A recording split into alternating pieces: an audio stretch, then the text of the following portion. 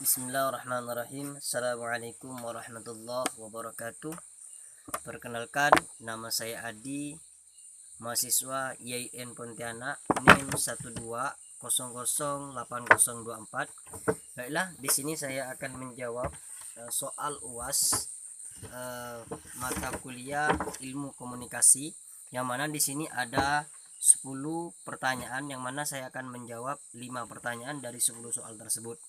Soal yang pertama yaitu saya akan menjawab satu, fungsi lain dari komunikasi nonverbal adalah mengatur pesan verbal. Pesan-pesan nonverbal berfungsi untuk mengendalikan sebuah interaksi dalam suatu cara yang sesuai dan halus, seperti misalnya anggukan kepala selama percakapan berlangsung. Selain itu, komunikasi nonverbal juga mengenakan kepada pesan verbal seperti menguncangkan kepala dan tangan. 2. Soal yang kedua yaitu komunikasi transendental adalah komunikasi yang dilakukan atau yang terjadi antara manusia dengan Tuhannya. Jadi partisipan dalam komunikasi transendental adalah Tuhan dan manusia.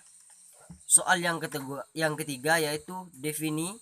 Komunikasi interpersonal adalah komunikasi yang terjadi di dalam diri sendiri atau komunikasi satu orang saja, seperti berbicara kepada diri sendiri, memberikan makna intelektual dan emosional kepada lingkungan, memikirkan suatu masalah, mempertimbangkan sampai kembali keputusan dan nilai-nilai prosesnya. 1. Sensasi. Sensasi adalah kemampuan yang memiliki kemanusiaan untuk menyerap segala hal yang diinformasikan oleh pancendera. 2. Persepsi. Persepsi adalah pengalaman tentang objek, peristiwa, atau hubungan-hubungan yang diperoleh dengan menyimpulkan informasi dan menafsirkan pesan. Faktornya: 1. Faktor eksternal, gerakan, intensitas stimulia, keburuan, perulangan.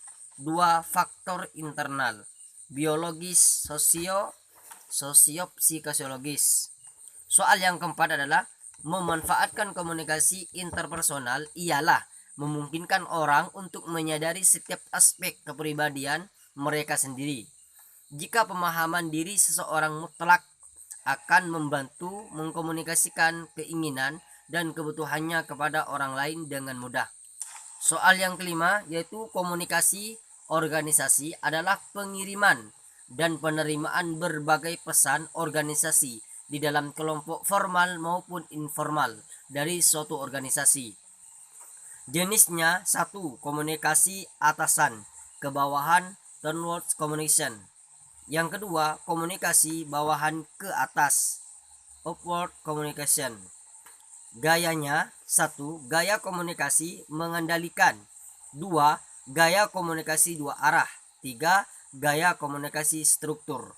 4. Gaya komunikasi dinamis.